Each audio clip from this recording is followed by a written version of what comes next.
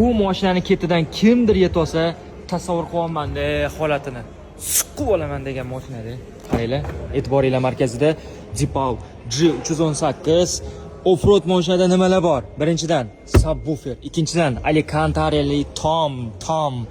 Uchinchi, mana bu 220 volt pitaniya, 1,5 tonnagacha, 2 tonnagacha bemalol tortiladigan pritsep va hokazo. Bekorga darvozada yopilgani yo'q. Chunki mana bunisi qotirilmaganda, qaranglar. Katta shaharlarda ham kichkina ko'ngilsizliklar bo'lib turadi deydi-ku. Xullas qaranglar.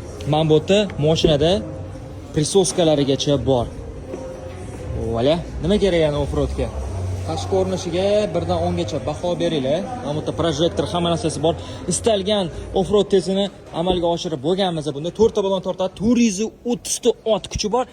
Tasavvur qilinglar, 6,3 sekund tezga chiqadi. Malibuchilar, Premierchilar, xuladinglar sizlar.